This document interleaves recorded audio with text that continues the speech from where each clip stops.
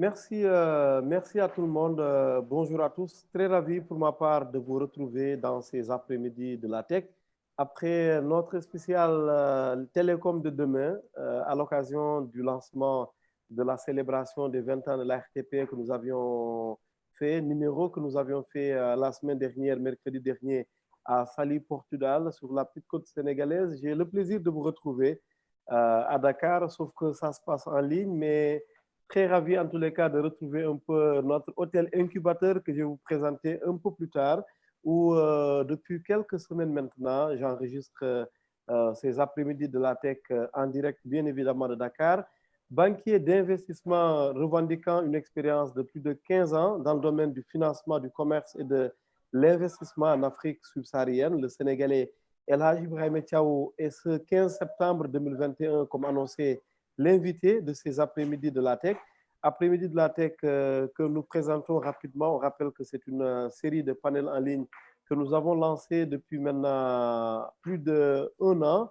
Et tout au long de ces mois écoulés, nous avons eu l'immense honneur et l'immense privilège à la fois de recevoir de grands acteurs du numérique au Sénégal, à l'étranger, de grands acteurs, si je le dis, ce n'est pas forcément par la taille, par le chiffre d'affaires haute, parce qu'il nous arrive de recevoir des acteurs qui ne font que démarrer pour le moment, mais qui pourtant sont impactants, parce que, comme on le sait très bien, il suffit pas, il n'y a aucun lien entre l'intelligence et puis le chiffre d'affaires. Actuellement, El Hadj Ibrahim Thiaw est le représentant résident pour l'Afrique subsaharienne de la Société islamique d'assurance des investissements et des crédits à l'exportation, une institution membre du groupe de la Banque islamique de développement. Ayant 16 pays membres dans sa zone de couverture, ce diplômé des universités Panthéon-Sorbonne et Cheikh Anta Diop de Dakar a aidé à la structuration et au financement de projets d'envergure. Vous allez en comprendre les lignes dans plusieurs pays membres, dont les plus récents sont la construction d'une unité de traitement d'eau potable en Côte d'Ivoire pour une valeur de 107 millions d'euros et la mécanisation du secteur agricole au Nigeria pour une valeur de 1,2 milliard de dollars. Précédemment directeur de l'ingénierie financière de d'Everest Finance, directeur d'agence pour la filiale de Diamond Bank Nigeria au Sénégal, directeur adjoint de l'agence du crédit agricole, député représentative pour le bureau Afrique de la banque Import-Export de l'Inde, entre autres responsabilités bien sûr, parce qu'on ne pourra pas tout énumérer ici, même si on se rattrapera un peu avec Ibrahima dans sa présentation tout à l'heure. Ibrahima nous fait le plaisir et l'amitié de nous rejoindre pour un spécial financement et développement des infrastructures en Afrique subsaharienne post-Covid-19 autour de la question quels défis et quelles perspectives. Et là, Ibrahima Thiaw, bonsoir et bienvenue. Bonsoir Ousmane, c'est un grand plaisir pour moi de me rejoindre aux après-midi de la tech et je suis très ravi d'y participer. En tout cas, merci et ahlan wa sahlan wa marhaban bika, comme on dit dans la langue dans laquelle vous allez vous exprimer tout à l'heure, Inch'Allah. Nous, aux autres, on est très, très curieux. Une langue, somme toute, fermée parfois, mais je sais qu'il y a beaucoup de banquiers tirés arabisants qui sont avec nous cet après-midi, ça, je n'en doute pas. Je rappelle également que nous avons régulièrement échangé avant de vous recevoir dans ces après-midi de la tech. Et en le rappelant, c'est pour saluer bien évidemment Ibrahima votre attention et votre fidélité à ce que nous faisons, on l'a dit tout à l'heure, depuis plus d'un an sur la bande FM pour la nouvelle aventure médiatique, mais également en ligne. Alors, première question, Ibrahima, pourquoi déjà ce rapprochement avec le monde arabe? Parce que moi qui n'ai jamais eu la chance d'y aller, vous nous parlez de Jeddah, vous nous parlez de la Mecque, de Médine parfois. J'en dis que Ibrahima m'intimide un peu parfois. Pourquoi ce rapprochement avec le monde arabo-islamique? Tout d'abord, ahlan wa sahlan wa marhaban bik. Shukran, shukran. Ahlan wa sahlan, c'est pour la petite histoire, c'est Oui. un terme des plus anciens donc du monde arabe pour souhaiter la bienvenue Oui. donc à une personne. Donc vous avez bien choisi de terme en fait pour nous accueillir. Pourquoi le rapprochement du monde arabe? Parce que bon, c'est un concours de circonstances, mais aussi c'est lié, je pense, à un peu mon trajectoire, parce que, bon, étant musulman, naturellement, on a des connexions avec le monde arabe à travers le Coran, à travers les enseignements du prophète alayhi salatu wassalam, ce qui fait que naturellement, on titille la langue arabe, on se concentre sur le Coran et les hadiths et tout ça fait que vraiment, en fait, c'est quelque chose qui, déteint sur nous et sur notre personnalité. Oui. Mais je pense que c'est la trajectoire professionnelle que j'ai eue aussi a amené à ce que je participe à un concours international pour choisir des représentants régionaux pour la Banque islamique de développement. Et Oui. par la grâce de Dieu, nous avons été choisis. Et ce qui nous a ouvert les portes de l'Arabie saoudite et par voie de conséquence des liens saints de l'islam, ce qui est tout bénéfice pour nous parce qu'on va allier l'activité professionnelle, mais aussi les visites régulières au niveau donc, des deux saintes mosquées de l'islam. En tout cas, merci. On y reviendra parce que tout à l'heure, nous allons vous demander c'est quoi un peu cette différence entre la finance qu'on peut appeler occidentale et la finance islamique. Hein. On la connaît grossièrement, mais vous allez nous le rappeler très, très rapidement tout à l'heure. Mais avant, et là, Ibrahim Thiaw, moi, j'ai une question vous concernant, mais concernant précisément votre parcours professionnel. Qu'est-ce que je n'ai pas dit et qui serait peut-être intéressant à savoir? Écoutez, je pense que vous avez passé en revue la plupart des points sur mon parcours professionnel. Il faut dire juste que j'ai eu la chance quand même de débuter ma carrière professionnelle juste après être sorti de l'université avec une institution financière internationale qui s'appelle Export-Import Bank of India, donc qui est une institution multilatérale donc détenue par le gouvernement de l'Inde. Qui fait des financements un peu partout dans le monde, notamment en Afrique, où le bureau de représentation qu'ils avaient au Sénégal couvrait 23 pays. Et donc, vous voyez en fait un peu le sens d'un étudiant qui vient de débarquer dans le monde professionnel et qui travaille avec une institution de cette carrure où rapidement, vous discutez avec des ministres de finances, vous discutez avec, n'est-ce pas, des directeurs de dette, vous êtes en possession de documents extrêmement confidentiels sur le financement de ces pays-là et vous avez en fait aussi un aperçu global sur la situation économique de ces pays, le Sénégal, Nigeria, etc. Donc, ce qui fait qu'en fait, d'emblée, vous avez des ambitions donc, de gravir les échelons et n'est-ce pas, d'aller le plus loin possible dans le domaine de la finance. Merci. Un enfant plutôt timide, un provocateur à l'école? Oui, un enfant plutôt, je veux dire, provocateur, hein, pour prendre vos termes. Oui. Parce que, en fait, je veux dire, le rappel qu'on me fait souvent avec ma mère, c'est que j'étais très bagarreur.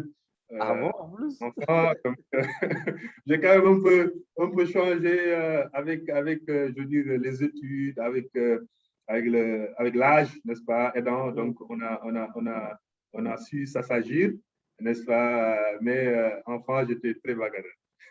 Oui, et la finance islamique, la finance occidentale, les deux, très rapidement, on retient principalement que je ne veux pas trop m'avancer comme je suis avec l'expert, que je marche là sur des œufs, j'en suis conscient. C'est quoi la différence pour quelqu'un qui vient peut-être de se connecter au panel et qui n'en a jamais entendu parler, la différence entre les deux types de financement? Écoute, en fait, il y a ce qu'on appelle la finance conventionnelle. En fait, nous avons quand même, de par les études, tous appris, n'est-ce pas, les rudiments de la finance conventionnelle, n'est-ce pas, le financement d'entreprise, financement de projets, etc. Donc, notre cursus classique, n'est-ce pas, est lié à ce type de financement. Mais en fait, la finance islamique, quand même, est, il faut le dire, assez balbutiement, mais elle a su montrer sa résilience, n'est-ce pas, quand il s'agit de chocs, n'est-ce pas, exogènes. Je m'explique. Si vous prenez par exemple le cas des subprimes, on a remarqué qu'en fait, les too big to fail aux États-Unis ont quand même subi le contre-coup, n'est-ce pas, de cette crise-là, alors qu'au même moment, la finance islamique prenait des envolées. Donc, il faut dire que la finance islamique est liée à ce qu'on appelle la finance éthique. Parce qu'effectivement, la finance islamique tire sa source donc, de la charia islamique et du Coran, et qui, en fait, n'est-ce pas, édicte un certain nombre de règles, d'interdictions et d'obligations dans le cadre de la pratique donc, des échanges. Donc, ce qu'il faut savoir, c'est qu'en finance islamique, il est interdit, par exemple, tout ce qui est intérêt, n'est-ce pas? Il est interdit tout ce qui est spéculation, n'est-ce pas? Il est interdit donc tout ce qui, en fait, a un rapport avec, par exemple, l'illicite. Calcul, oui. Voilà, l'illicite. On pourra citer un trial d'interdictions sur l'illicite, par exemple, l'alcool, tout ce qui est porc, etc. Donc, tout ça, c'est des choses illicites que le Coran, en fait, recommande aux croyants de s'en écarter. Il y a des obligations aussi dans le cadre, en fait, de la finance islamique, parce que la finance islamique est plus du côté, par exemple, de ce qu'on appelle l'entrepreneuriat.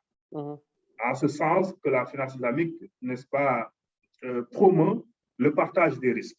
Par exemple, dans le cadre de financement, si une institution islamique apporte son concours dans un projet, les risques liés à ce projet-là sont partagés entre l'entité qui finance et le promoteur du projet. Et cela est extrêmement important parce que ça permet, n'est-ce pas, d'amoindrir ou bien de diluer le niveau de risque que comporte un projet.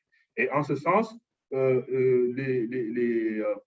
retombées de ce projet-là seront partagées entre le financier islamique et le promoteur du projet. Donc, c'est un ensemble de points qui font qu'en fait, la finance islamique rejoint plus ce qu'on appelle aujourd'hui la finance éthique, parce qu'elle elle permet, n'est-ce pas, par exemple, de s'appuyer sur le réel, parce que les actifs qui sont financés au niveau de la finance islamique doivent être des actifs tangibles et réels. Donc, tout cela fait que la finance islamique est aujourd'hui très bien appréciée et est en train de prendre son âme. Oui, on va avancer, Ibrahima, mais il y a quelqu'un qui lève la main dans le public. Je vais voir qui c'est.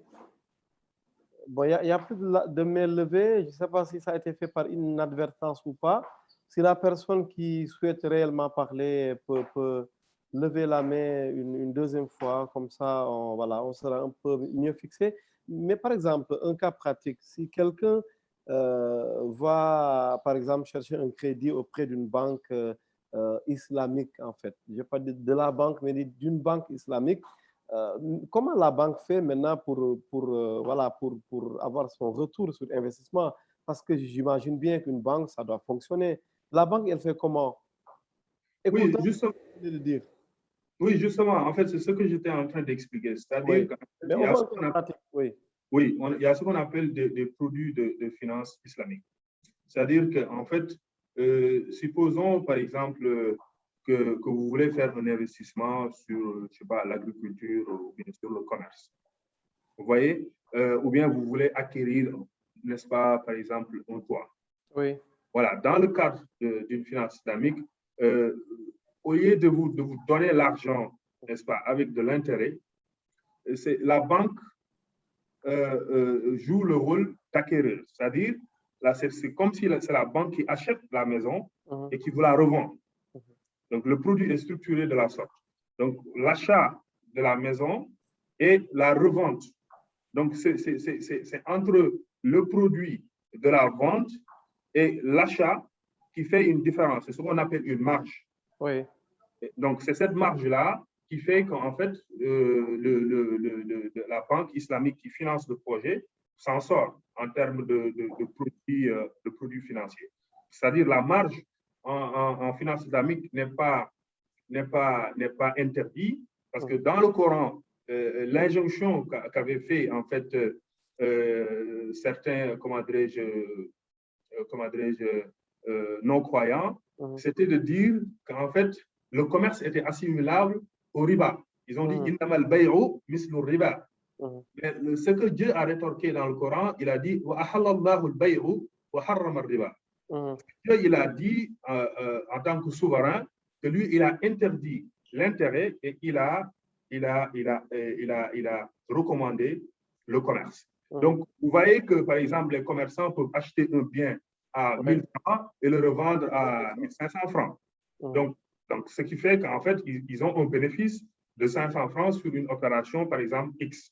Oui, mais la marge ne doit pas être trop importante, on est d'accord? Non, en fait, dans le cadre d'une vente, ce qui est privilégié, c'est vrai, la marge ne doit pas être très importante, mais ce qui est privilégié dans le cadre d'une vente, c'est en fait la discussion, la négociation. Parce que, par exemple, vous pouvez, par exemple, apporter un produit qui coûte 2000 francs, vous voulez me le vendre à 2500, la négociation est ouverte. Mais pas un bénéfice à 100%, non? Non. En fait, le bénéfice à 100%, je veux dire, c'est selon, c'est-à-dire que parce que plusieurs paramètres entrent en jeu, n'est-ce pas? Mais du moment où la personne qui souhaite, qui désire le bien est en possession de l'information sur ce bien doit acquérir, n'est-ce pas? Elle a toute la latitude d'accepter ou de ne pas accepter. Donc, le marché est ouvert. Donc, la finance islamique ne contraint pas la personne dans une situation lambda ou Y, mais elle ouvre les perspectives de la personne.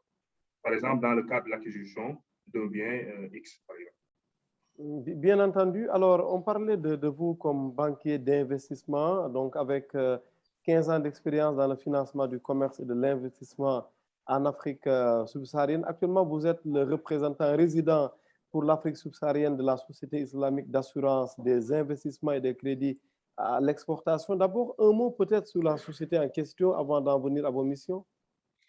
Très bien. Je pense que c'est l'occasion peut-être d'y revenir parce que vous savez, la Banque islamique de développement, c'est une société, c'est une institution multilatérale détenue par plus de 57 pays membres qui font partie de l'organisation de la coopération islamique. Donc, c'est une institution qui a été créée pour promouvoir le développement au niveau de ces pays membres à travers les dispositifs de la finance islamique. Ça, c'est un point. Le deuxième point, au niveau de la Banque islamique, il y a ce qu'on appelle des sociétés privées. C'est à peu près la même structuration que la Banque mondiale, où vous avez la Banque mondiale et vous avez les structures qui gravitent autour de la banque. Et vous avez aujourd'hui, au niveau de la Banque islamique de développement, vous avez ITFC, qui s'occupe de tout ce qui est commerce et financement du commerce, n'est-ce pas, financement des États sur le court terme, financement des entreprises privées et publiques, n'est-ce pas, qui évoluent dans des secteurs différents. Vous avez ICEC, qui est la Société islamique d'assurance des investissements et des crédits à l'exportation, qui est une institution aussi multilatérale, membre du groupe, et qui a en fait son article de création, n'est-ce pas, les États souscrivent directement, n'est-ce pas, au niveau de notre société, qui a sa propre notation, qui est différente de la notation de la Banque islamique de développement, et qui a pour rôle de développer les investissements et le commerce. Donc, c'est les deux points sur lesquels la Société islamique d'assurance des investissements évolue. Et pourquoi l'intérêt de cette société? Parce que tout simplement, les États membres ont souvent des difficultés à attirer les investissements directs étrangers. La raison est simple, parce que souvent les institutions internationales qui financent ont des difficultés par rapport au risque. Par exemple, si vous prenez l'Afrique subsaharienne, n'est-ce pas, la plupart des pays ont des notations, n'est-ce pas, qui est inférieure à ce qu'on appelle le investment grade. Donc, ce qui fait que le coût de l'endettement de ces pays-là est très élevé. Ça, c'est un point. Le deuxième point, la situation politique de ces pays fait que, en fait, les investisseurs étrangers ne veulent pas aller faire des investissements dans ces pays-là. Donc, les institutions comme la nôtre viennent pour régler ces questions. C'est-à-dire la notation de notre institution qui est double A3, n'est-ce pas, qui est plus de investment grade avec Moody's, permet en fait de substituer la notation du pays n'est-ce pas, à la notation de l'institution.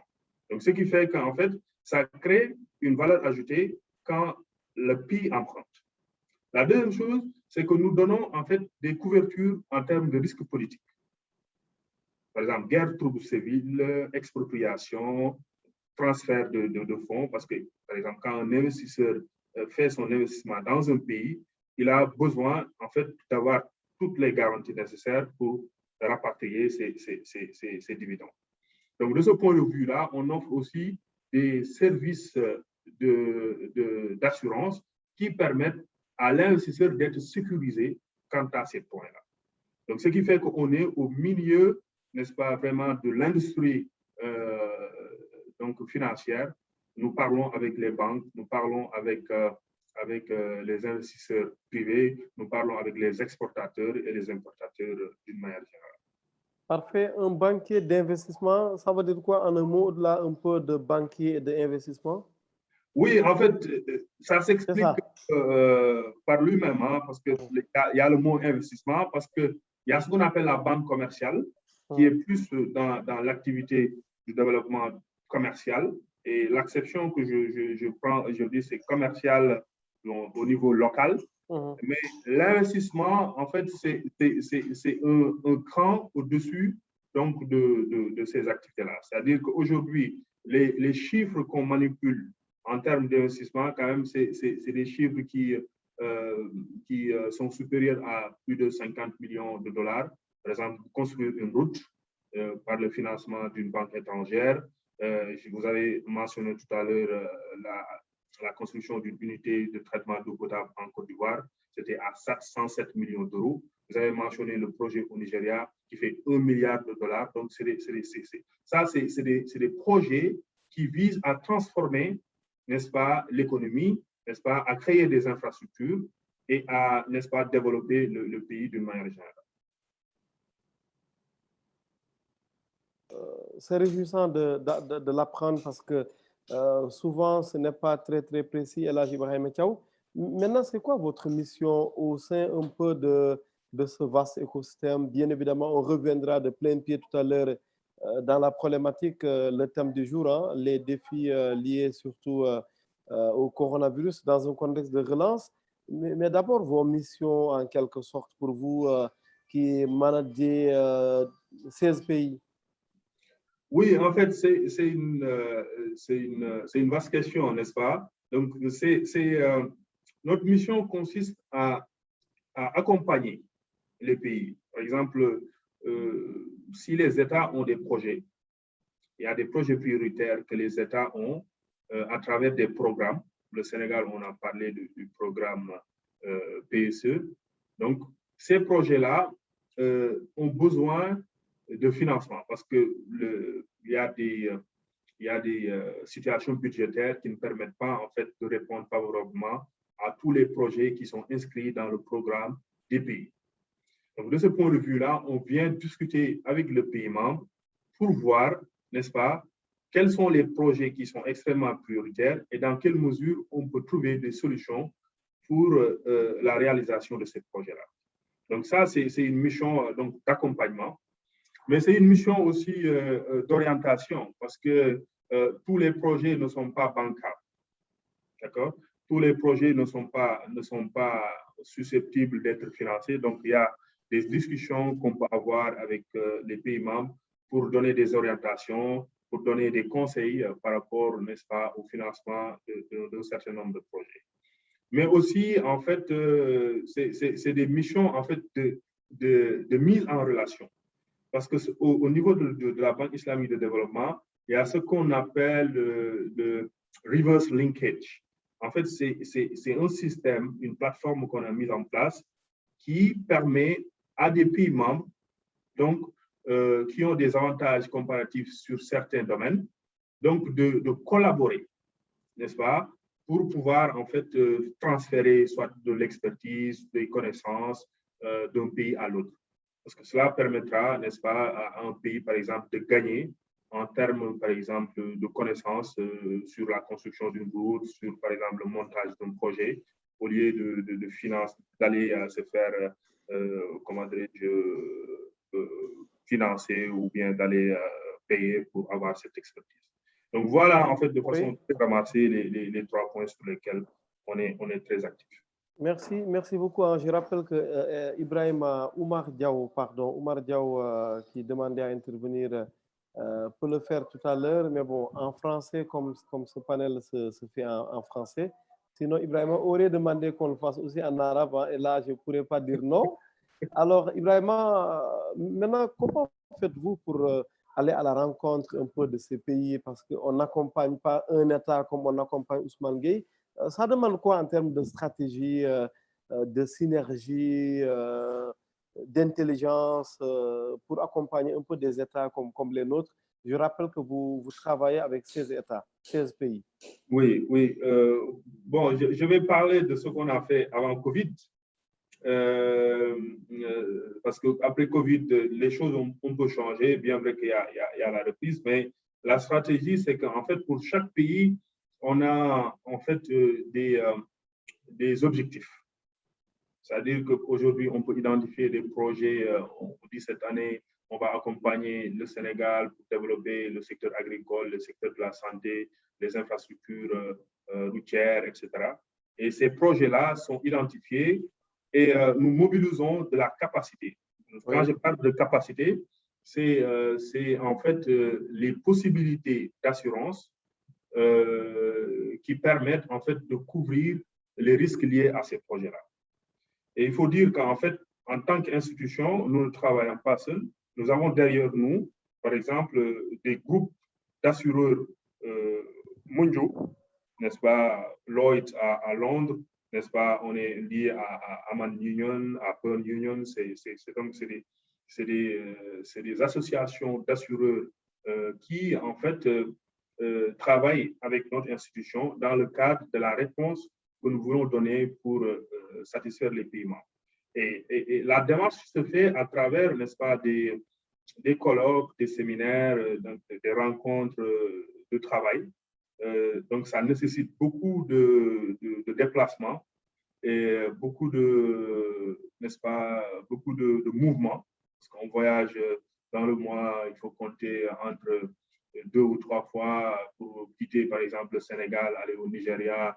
Demain, s'il y a un forum au Japon, partir au Japon, revenir avec, par exemple, des possibilités qu'on peut avoir avec une institution japonaise dans le cadre du financement de projets. Donc, c'est un ensemble de rôles de coordination, n'est-ce pas, d'intelligence, parce qu'il faut prendre aussi l'information sur le terrain pour la remonter au niveau donc, de l'organe central, pour leur donner en fait beaucoup plus d'agilité et de possibilités à réagir rapidement aux projets qui sont présents.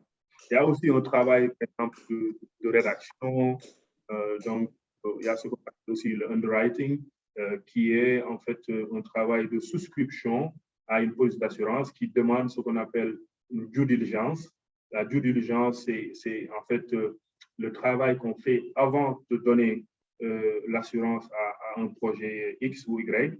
Donc, ce qui implique, par exemple, des discussions avec des entités étatiques, n'est-ce pas? Ça peut être le ministère des Finances, la direction de la dette, s'il s'agit de l'eau, le ministère qui est chargé des questions de l'eau, l'agriculture, etc. En tout cas, toute la disposition technique au niveau donc, du pays relative à un projet. Avant d'accompagner ce projet-là, on va faire le tour pour voir les tenants et les aboutissants avant de s'engager à la couverture de ce projet. Donc, c'est vraiment un travail extrêmement passionnant, mais aussi qui demande beaucoup d'énergie et d'agilité pour pouvoir le réussir.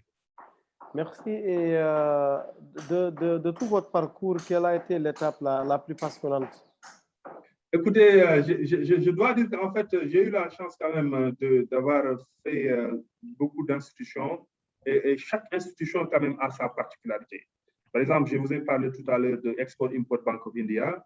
Donc, déjà, l'aspect interculturel au niveau de cette institution-là, n'est-ce pas, était extrêmement important. Parce que me voici, donc, jeune Sénégalais, n'est-ce pas, dans un univers, n'est-ce pas, donc, d'étrangers.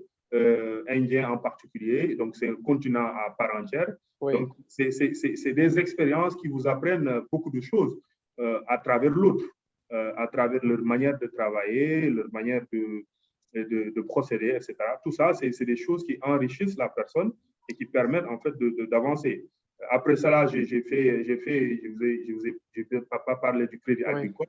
Oui. Le crédit agricole où j'étais numéro 2 au niveau de la zone centre, au niveau de Kaolack, où j'avais participé au financement des campagnes agricoles sur l'arachide, n'est-ce pas? Et cette expérience a été extrêmement enrichissante dans la mesure où on allait jusque dans les communautés rurales, n'est-ce pas?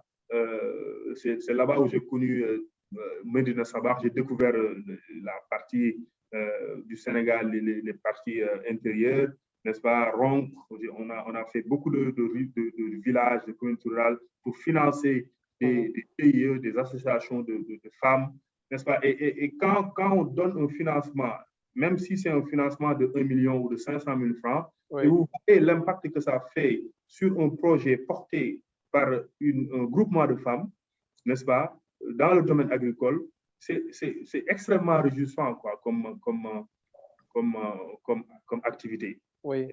Donc, cela aussi a été un point extrêmement marquant dans ma carrière. J'ai aussi pu travailler avec le Nigeria à travers Diamond Bank of Nigeria. Donc, le Nigeria aujourd'hui, ça m'a permis, par exemple, quand je suis arrivé à la société islamique, le portefeuille du Nigeria m'a été confié. Donc, c'est moi qui est en charge, n'est-ce pas, de toutes les couvertures de financement qui vont aujourd'hui au Nigeria. Donc, c'est ce qui a amené, en fait, le financement du projet sur l'agriculture, qui m'amène à aller régulièrement au Nigeria pour rencontrer le ministre des Finances, pour les inviter à des forums, n'est-ce pas, que nous organisons, n'est-ce pas, pour comprendre, n'est-ce pas, les priorités de ce géant d'Afrique, n'est-ce pas. Ça nous amène aussi à travailler avec des personnalités comme Dangote, n'est-ce pas. Nous avons eu le privilège aussi de rencontrer, n'est-ce pas, au Nigeria, mais aussi en Afrique du Sud.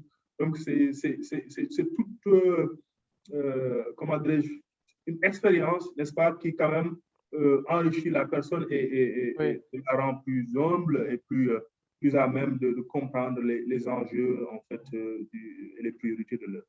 Oui, et vous faites la coordination de ces 16 États comment, en jet privé? Non, en jet privé, non, je ne dirais pas en jet privé. Oui. Parce qu'en fait, bon, toutes les institutions multilatérales, que ce soit la Banque mondiale, les Nations unies, la Banque africaine de développement, ont des politiques de voyage. Donc, on appelle ça travel policy. Donc, quand vous voyagez d'un pays à un autre, n'est-ce pas, on vous met dans les conditions qui permettent, n'est-ce pas, de satisfaire votre mission. Donc, il y a un budget qui est alloué à ces déplacements-là, n'est-ce pas? Et ce budget, n'est-ce pas, a aussi ses retours parce que les projets qu'on finance quand même permettent d'avoir des retours sur l'investissement extrêmement important et qui permettent aussi à la banque de fonctionner.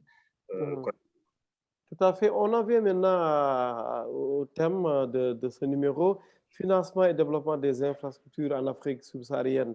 Post-Covid-19, c'est important. Quels défis et quelles perspectives? Le financement et le développement des infrastructures en Afrique subsaharienne, pour l'après-Covid-19, ça devrait ressembler à quoi? Excellente question, Ousmane. Je pense qu'aujourd'hui, la maladie Covid-19 a fait quand même chambouler beaucoup de perspectives et beaucoup de points sur lesquels les gens étaient plutôt confiants. Donc, ce qui fait dire qu'en fait, nous sommes dans un monde où il y a beaucoup d'incertitudes. Cela veut dire quoi? Cela veut dire qu'aujourd'hui, en fait, la problématique du financement va se poser, mais aussi les priorités, c'est-à-dire les montants qui sont alloués, vont être sur des priorités par rapport au pays. C'est-à-dire qu'aujourd'hui, le pays ne peut pas juste venir dire, moi, c'est telle chose ou telle chose qui est ma priorité, mais les institutions financières auront leur mot à dire par rapport à ces priorités-là.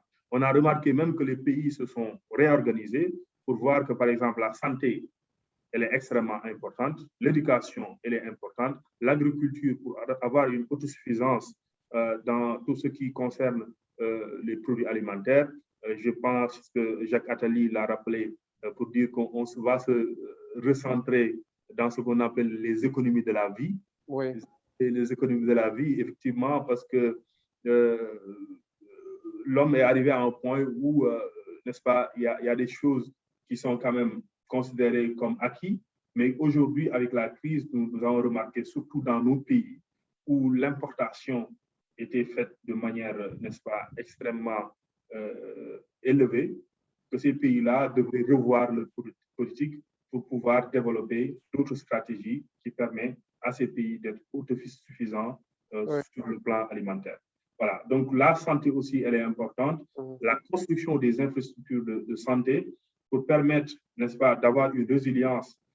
Parce que Covid a montré que, par exemple, même les pays les plus développés ont eu, n'est-ce pas, des lacunes quand il s'est agi de démontrer une stratégie, n'est-ce pas, une réponse rapide par rapport aux questions de la santé. Donc, la santé aussi sera un secteur prioritaire.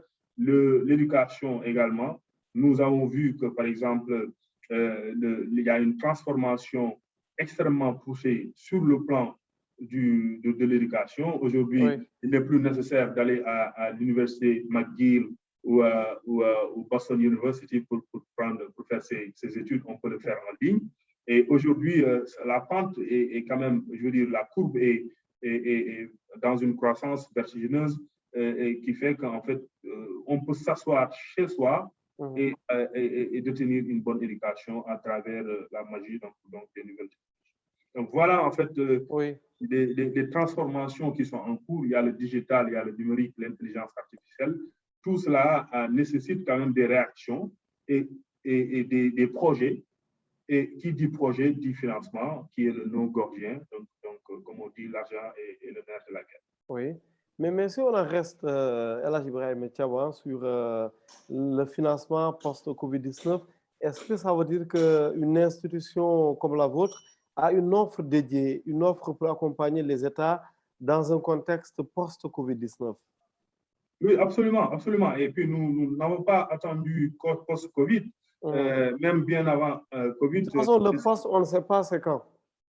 Exactement, exactement. Mais je veux dire, en fait, nous sommes dans une bonne, comment dirais-je, progrès, parce que quand même, quoi qu'on puisse dire, il y a des réponses appropriées qui ont été apportées et il y a un impact quand même avec les vaccins, avec les mesures sanitaires qui sont prises, qui sont quand même extrêmement intéressantes. Mais au niveau de notre institution, il y a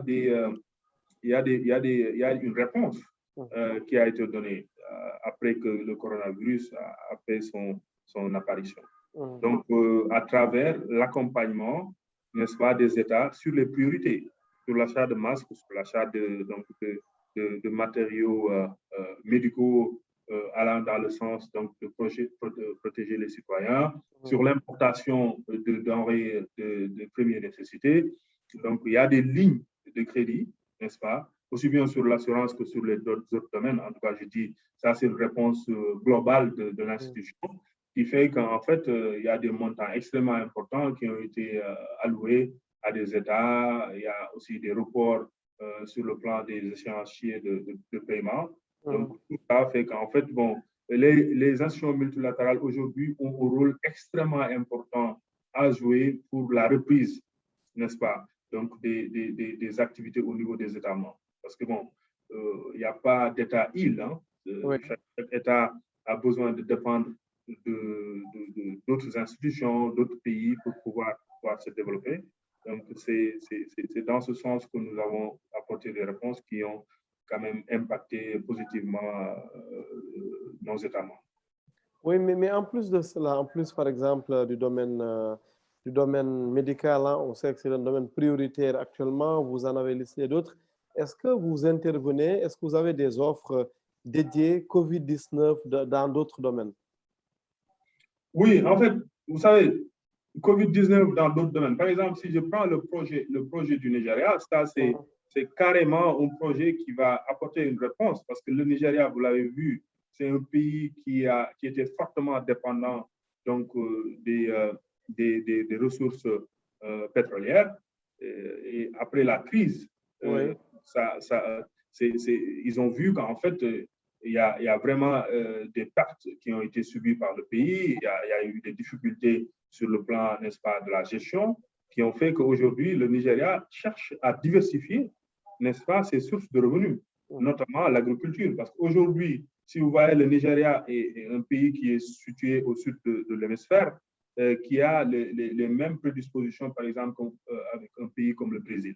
Oui. C'est dans ce cadre-là qu'il y a une coopération a été faite entre le Brésil et le Nigeria pour pouvoir doter le Nigeria des mêmes capacités techniques que les Brésiliens ont utilisées pour pouvoir être autosuffisants. Parce qu'il faut le rappeler qu'aujourd'hui, le Brésil fait partie des pays qui exportent le plus de produits alimentaires dans le monde.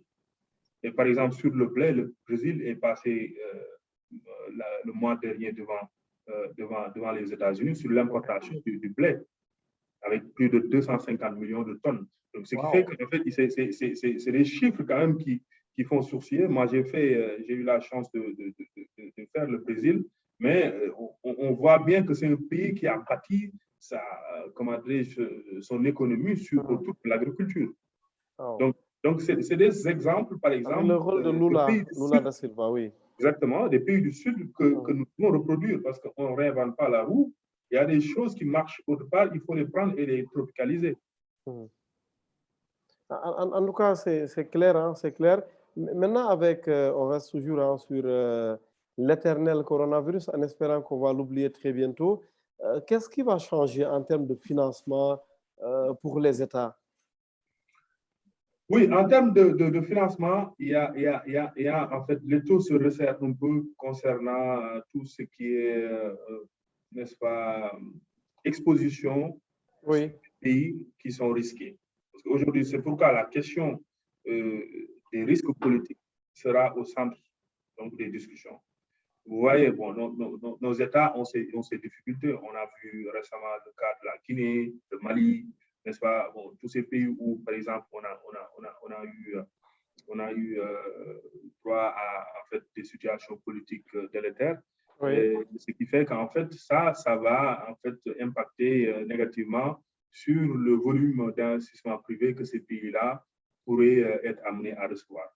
Donc, c'est pourquoi aujourd'hui, en fait, nous, on se positionne pour pouvoir déjà engager la discussion avec ces pays, n'est-ce pas, pour comprendre mieux, en fait, la situation en vue de rassurer les investisseurs pour leur donner plus de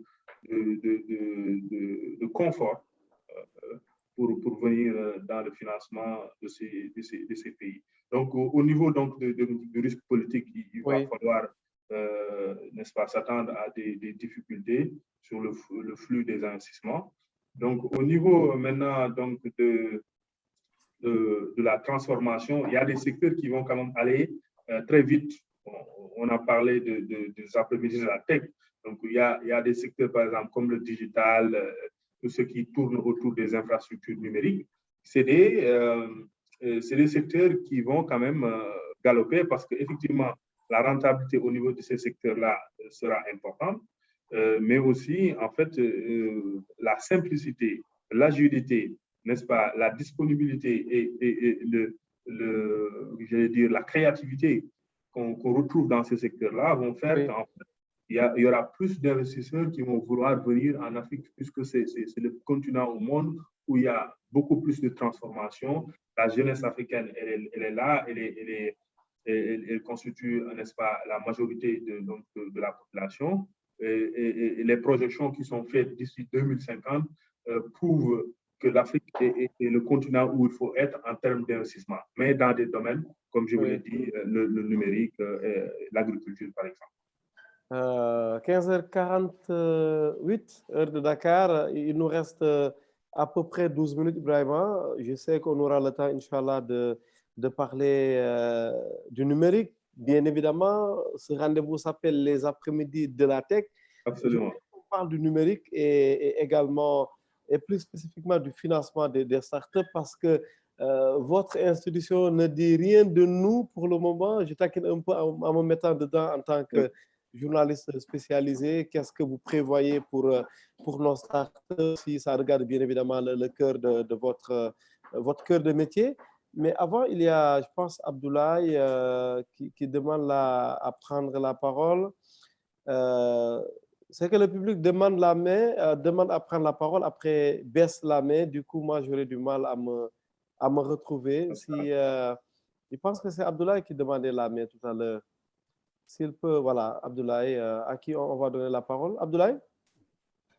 Oui, allô, vous m'entendez? Allô, on vous entend, Abdoulaye. Bienvenue à vous. Oui, bonjour, Abdoulaye. bonjour. Voilà, donc je me suis dit que c'était primordial que j'assiste bien sûr à ce webinaire. Dans un premier temps, pour féliciter pardon, l'approche qu'a l'ICIEC via Ibrahima et tous les collègues sur la zone, parce qu'ils aident beaucoup aujourd'hui, nous, Banque africaine installée en Europe, qui travaillons bien sûr sur le développement et l'accompagnement des PME et des banques africaines en étant le relais à l'étranger. Donc, bien sûr, aujourd'hui, je tenais vraiment à manifester, comment dirais-je, l'appui qu'on a de l'ICIEC et de la SDB derrière, qui nous aident beaucoup, mais je dis vraiment beaucoup, à bien sûr accompagner ces entités. Alors, moi, j'aurais aussi une contribution, bien sûr, à ce que vient de dire Ibrahima. Aujourd'hui, il est clair qu'en fait, que nous-mêmes, Africains, on doit de nous-mêmes développer notre continent. Parce qu'aujourd'hui, nous qui sommes sur le trade finance, qui est le financement de l'économie du commerce international, on se rend compte quand même le flux entrant en Afrique en termes d'importation de vivres qui sont des denrées alimentaires ou d'équipements et autres qu'on appelle biens de consommation explose en fait. Explose avec la pandémie et bien avant même. Donc aujourd'hui, nous-mêmes qui sommes dans un continent où on se rend compte que les produits qui sortent sont des produits, vraiment des matières premières à l'état brut, sans qu'il y ait une plus-value en termes de transformation qui est apportée, devons essayer de changer la donne. Bien sûr, le Brésil a réussi. Le Brésil a réussi aujourd'hui. On importe aujourd'hui quasiment la totalité du sucre qu'on consomme au niveau du monde vient de ce pays. On parle du blé et tant d'autres denrées. Donc, nous, Africains, devons, comment dirais-je, reprendre le flambeau en essayant nous aussi de développer cela. Donc, des structures comme celles comme l'ICIEC ou la SDB en font partie. C'est leur rôle premier qui est d'accompagner le développement de ces pays-là. Et aussi, nous, acteurs économiques qui sommes banquiers ou autres PME et entreprises basées en Afrique, devons travailler de concert, sachant que ensemble, nous pouvons changer les choses. Donc là, ça commence à prendre. On se rend compte qu'aujourd'hui, nous, sur la place qu'on est, on est vraiment dans un écosystème où, dans un côté, on a la vision locale africaine avec les contreparties et européenne aussi, parce qu'en fait, on est sur la partie import comme export vers nos clients.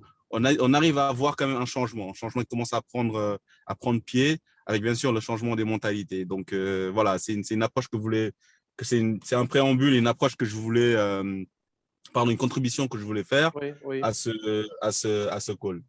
Je vous remercie. Et bien sûr, je ne me suis pas présenté. Donc, moi, je suis Abdoulaye Ndoye. Donc, je suis en charge, je suis directeur au niveau de BGFI Banque Europe à Paris sur la partie institution financière, cash management.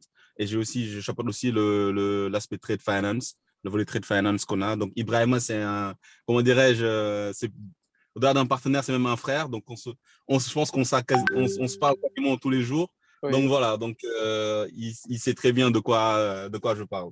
Merci beaucoup. Merci beaucoup, Abdoulaye. C'est vraiment très, très, très gentil de votre part. Ibrahima, je vous donnerai la parole tout à l'heure pour peut-être réagir à cette contribution d'Abdoulaye du côté de Paris. Voyez-vous, Ibrahima, vous faites un peu l'arabe, l'arabisant, et Abdoulaye fait l'occidental. C'est un match nul, hein? C'est extrêmement intéressant. Abdoulaye, comme il a dit, c'est un frère, hein, c'est un partenaire avec lequel on fait des activités extrêmement intéressantes au niveau de l'Afrique subsaharienne. Il l'a dit lui-même. Et je suis parfaitement d'accord avec lui sur le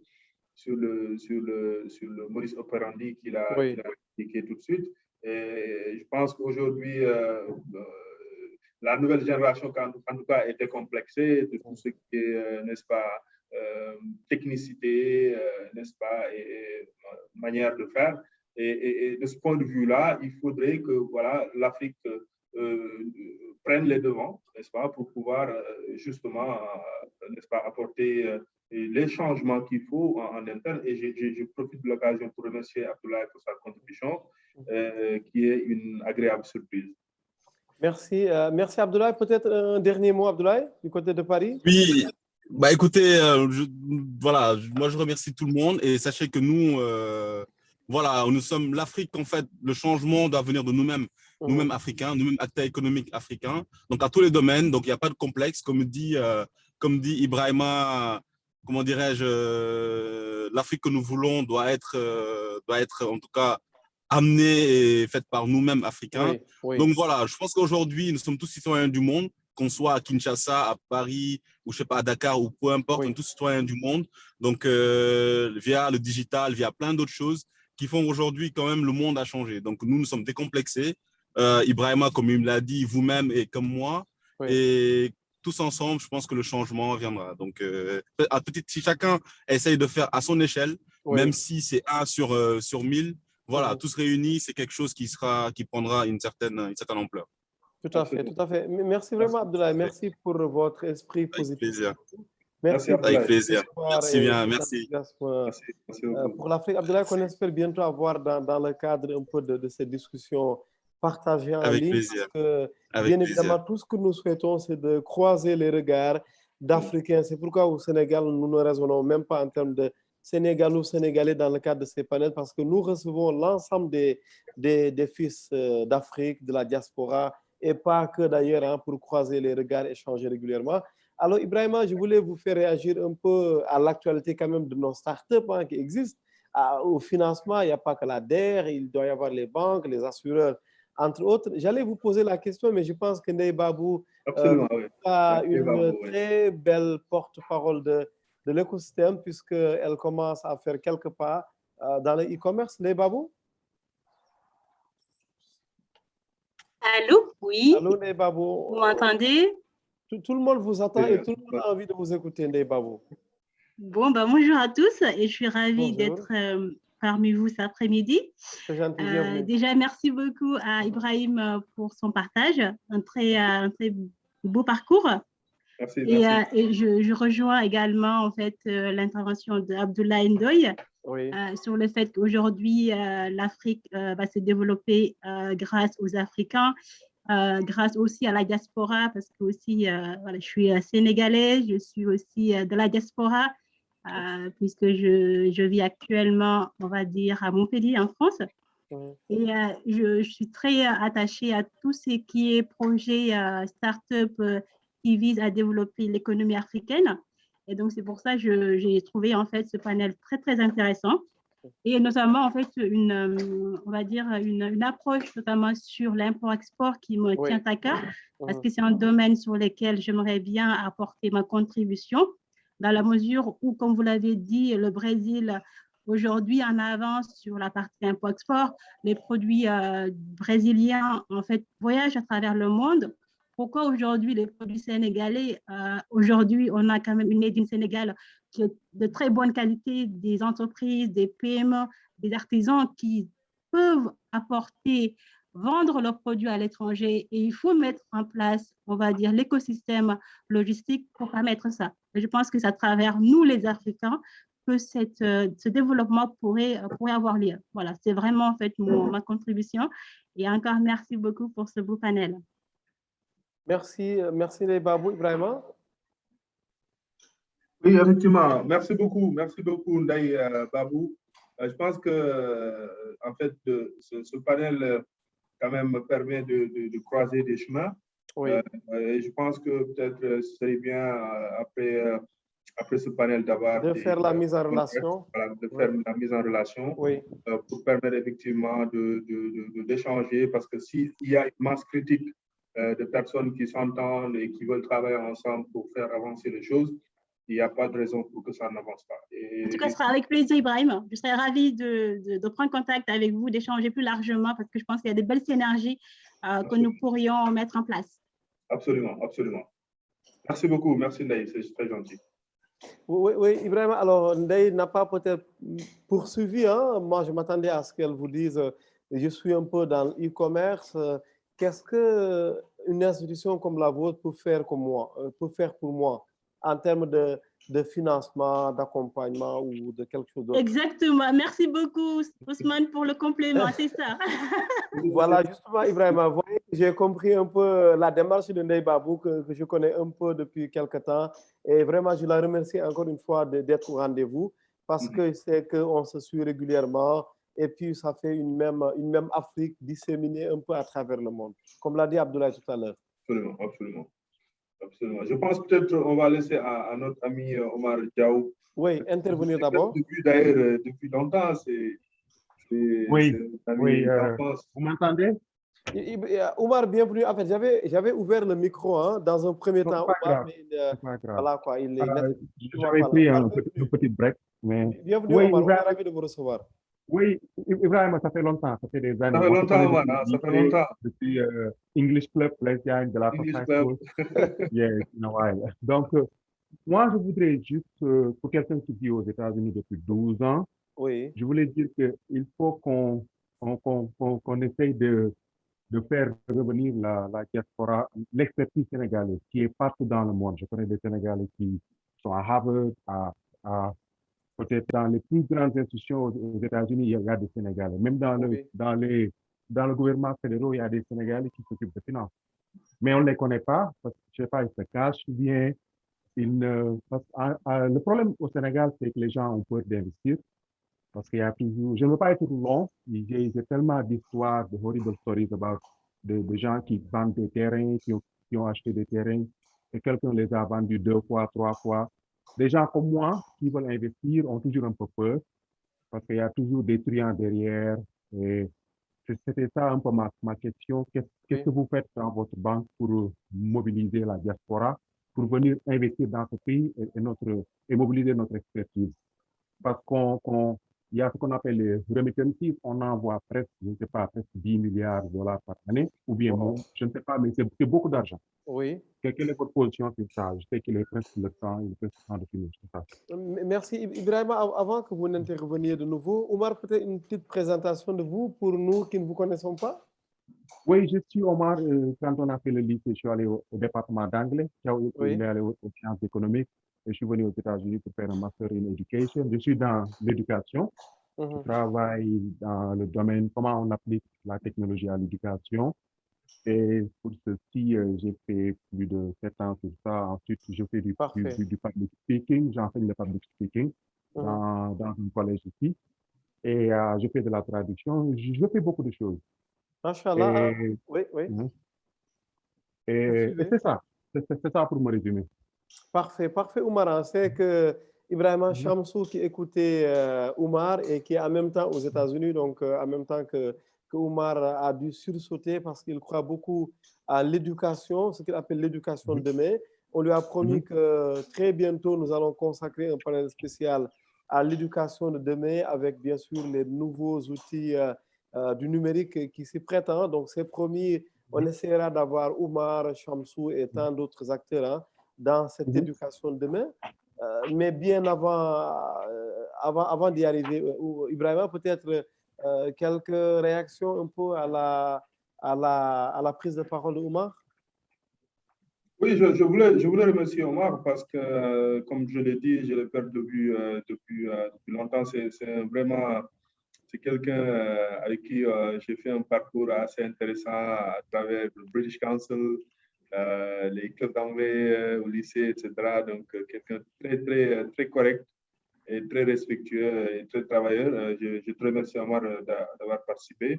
Je pense que, je suis parfaitement d'accord, hein, comme je l'ai dit à Ndaï, que effectivement, voilà, je pense que c'est le lieu peut-être de remercier Ousmane, hein, parce que tout ça, ces plateformes, ça permet de créer des convergences et qui font que, par exemple, des Sénégalais se rencontrent et discutent.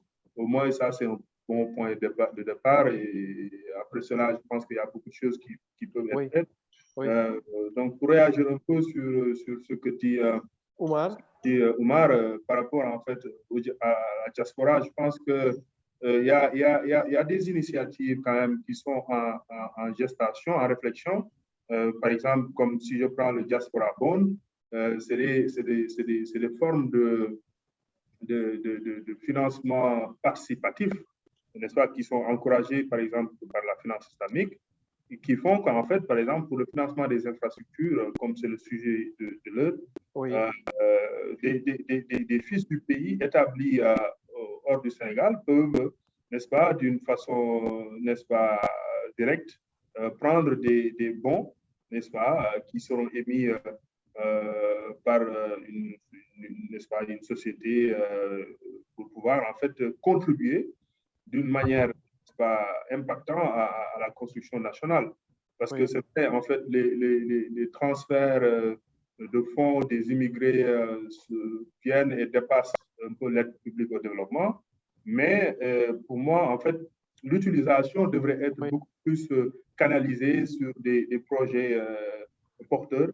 Cela n'empêche qu'en fait, l'objectif aussi que peut avoir l'immigré en faisant ces transferts-là peut être toujours respecté, parce que si aujourd'hui on souscrit à des bons, on peut avoir, n'est-ce pas, des coupons, des rémunérations qui peuvent régler les questions primaires ou secondaires, tertiaires, sur lesquelles en fait les immigrés souvent se focalisent pour entretenir la famille, pour construire des maisons, etc. Donc tout ça, c'est des pistes à explorer.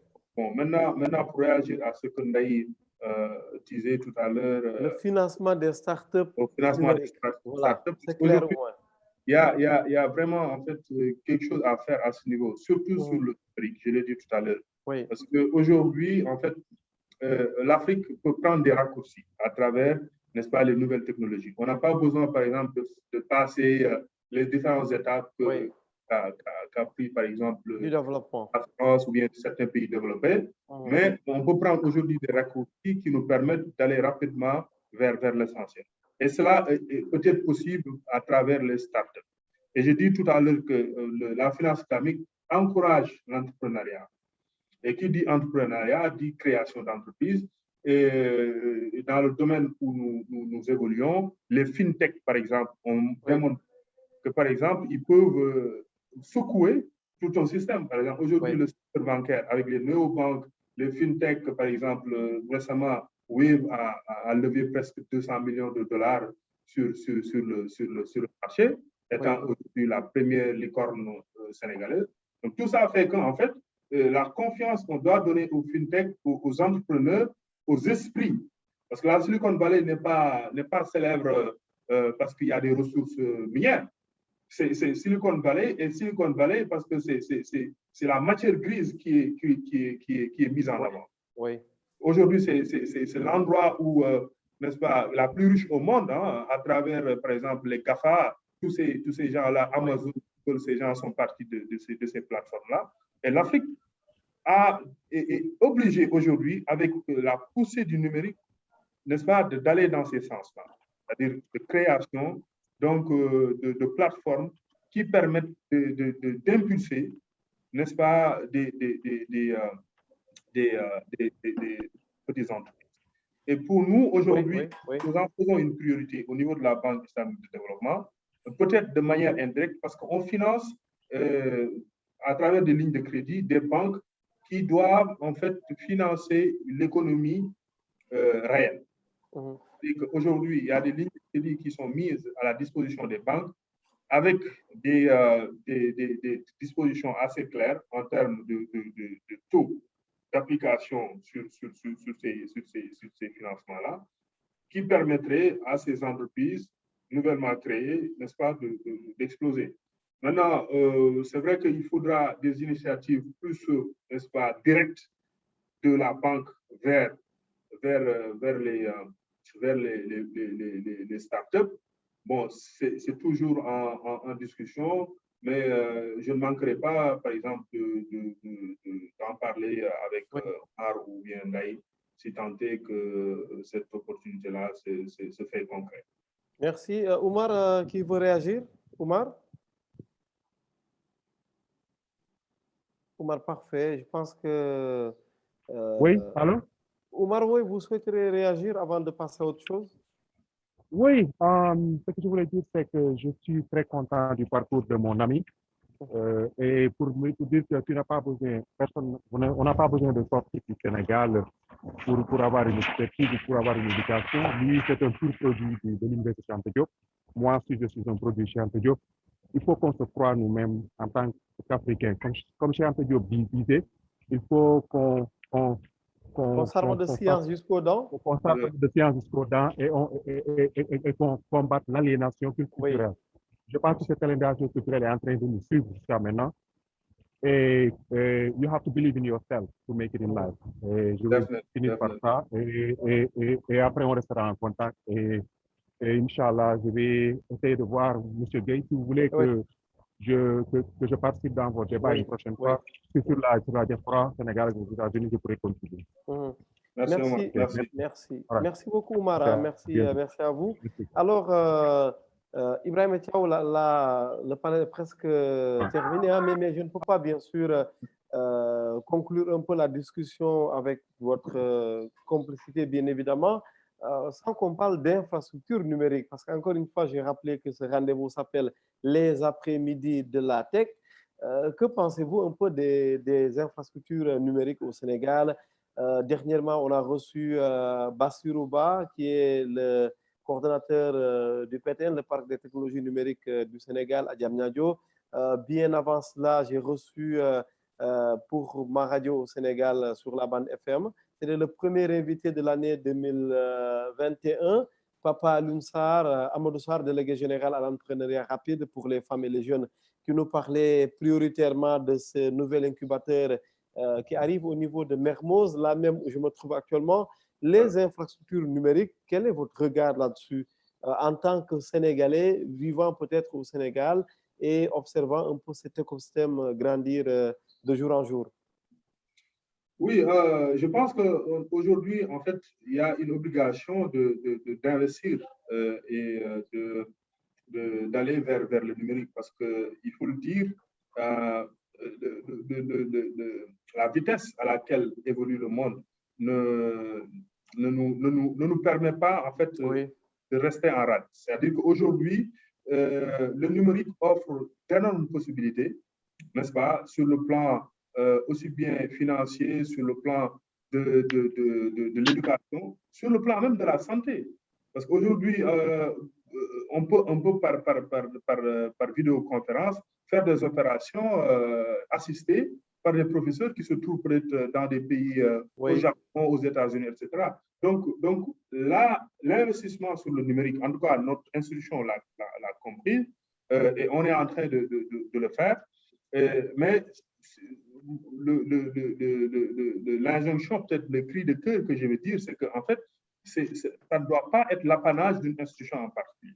Ça doit être, en fait, n'est-ce pas, comment dirais-je, poussé d'ensemble, n'est-ce pas, de la part de l'ensemble des acteurs, en fait, de l'écosystème, que ce soit l'État, que ce soit les privés, n'est-ce pas, en termes de partenariat public-privé, on peut mettre en place des infrastructures numériques qui permettent l'éclosion donc de start-up, qui permettent en fait d'avoir des mécanismes qui permettent de créer, n'est-ce pas, des structures qui vont, n'est-ce pas, répondre, n'est-ce pas, positivement aux questions de notre temps et de notre ère.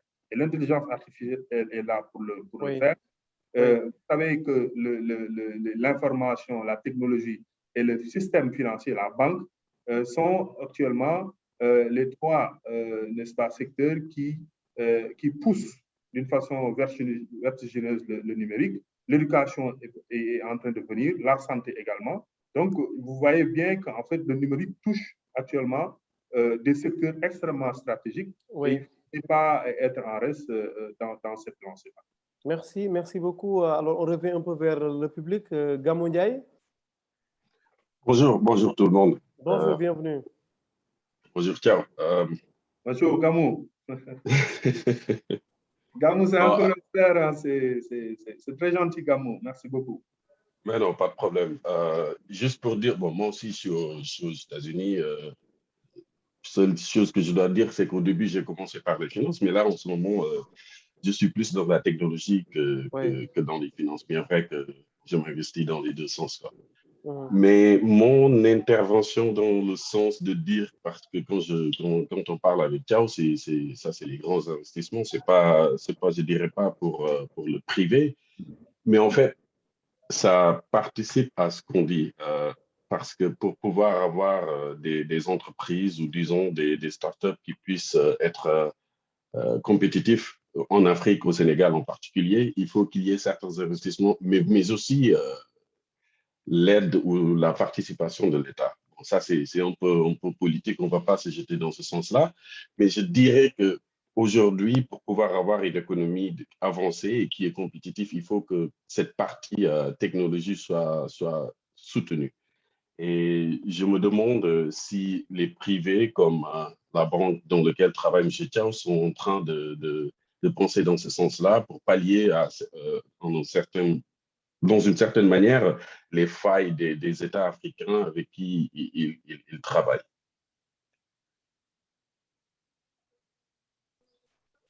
Merci, merci Gabou. Peut-être une présentation un peu de vous, au-delà du fait que vous êtes dans la technologie aujourd'hui. Ouais, mon nom, encore, j'ai commencé, je suis sorti de l'Université de Dakar, je suis venu ici pour un master, mais avec l'appétit, comment on dit ça? L'appétit vient en mangeant, je suis parti pour un autre master, et donc j'ai fait 2 masters ici aux États-Unis. Et j'ai commencé avec les finances, j'ai fait 2 ans à Wall Street, mais je n'ai pas duré là-bas, vu que ce n'était pas au fait ce que je pensais. Et là, j'évolue dans une entreprise qui est totalement foncée dans la technologie. Et comme je travaille avec je suis plus dirigé vers le marché canadien, bien vrai que je vis aux États-Unis, donc je fais les va-et-vient entre les 2 pays. L'Amérique du Nord. Et voilà. Bon, la réalité est que dans ce pays, et comme dans beaucoup de pays américains comme européens, il est très difficile de travailler dans n'importe quel domaine sans la technologie. Donc, tout ce qui est quelque chose, que cela soit commerce, santé, ainsi de suite, on évolue dans ça pour ne pas prendre trop de temps et d'expliquer. Merci beaucoup Ibrahima. Merci beaucoup Ousmane. Je veux remercier aussi Gamou, que j'ai connu, on a partagé le même quartier, c'est un ami, c'est un frère qui a aussi fait son parcours dans le domaine de la finance, aujourd'hui qui est établi aux États-Unis et qui est en train de faire son bonhomme de chemin.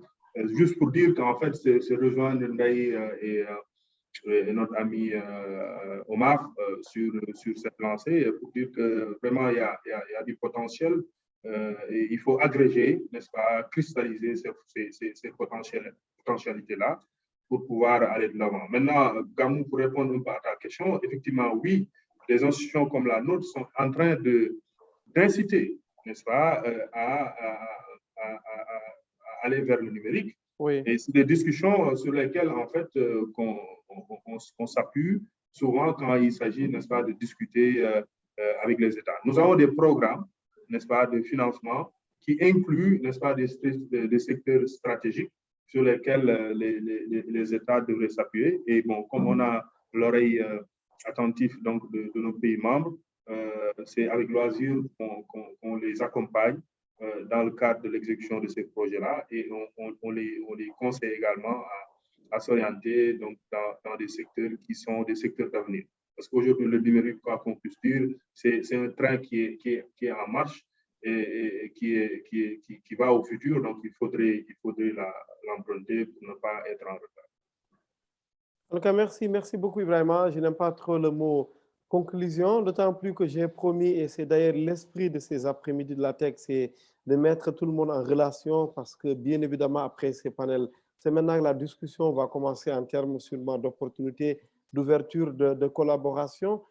Peut-être un mot pour conclure ce panel-ci?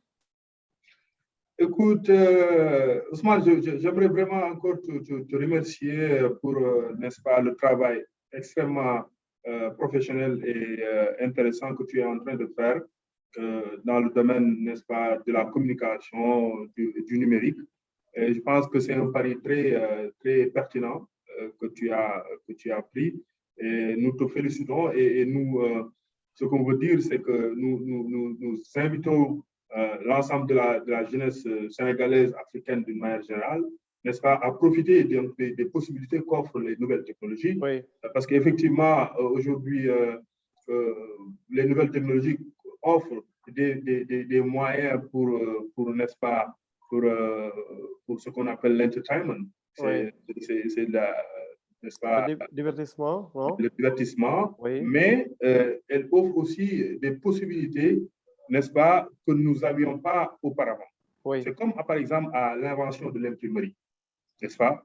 Quand Gutenberg a inventé l'imprimerie, n'est-ce pas? Ce qui s'est passé après, c'est la connaissance a foisonné, n'est-ce pas? Avec l'impression de livres, parce qu'avant, il fallait voyager des kilomètres pour aller prendre un livre, prendre du temps pour écrire le livre en vue d'apprendre le contenu du livre. Aujourd'hui, dans ta voiture, tu peux écouter un séminaire qui se passe à Ohio, n'est-ce pas, ou à Hong Kong. Donc c'est les possibilités que nous offrent, n'est-ce pas, les nouvelles technologies. Il faudrait qu'on les prenne à bras le corps, surtout dans les pays comme les nôtres. Ils sont quand même des pays sous-développés. Là, on a des matières premières, mais souvent, vous voyez ce qui se passe, c'est que d'autres pays qui ont la technicité, l'intelligence, viennent les exploiter. Donc aujourd'hui, vraiment, à la jeunesse, à nous-mêmes, n'est-ce pas, profitons donc des offres donc, que les nouvelles technologies nous mettent sur notre table. Profitons-en, armons-nous de science jusqu'aux dents, comme disait encore une fois, parce qu'à connaissance égale, la vérité triomphe.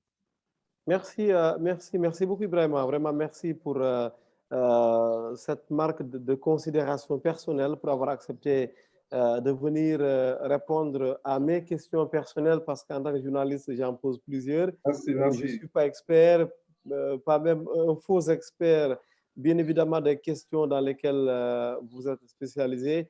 La finance, principalement la finance islamique, mais naturellement, le numérique n'est jamais loin, parce que comme je le rappelle tout le temps en reprenant le professeur Abdullah Sakho de l'Université de Dakar, le numérique, principalement, ce n'est pas un domaine d'activité précis, c'est plutôt des outils qu'on utilise dans tous les domaines. Merci encore une fois d'avoir accepté notre invitation. Je suis sûr que prochainement, Inch'Allah, nous vous aurons dans d'autres sessions. Je rappelle que je viens de partager votre profil LinkedIn. Comme on parle de LinkedIn, on parle de link, de lien.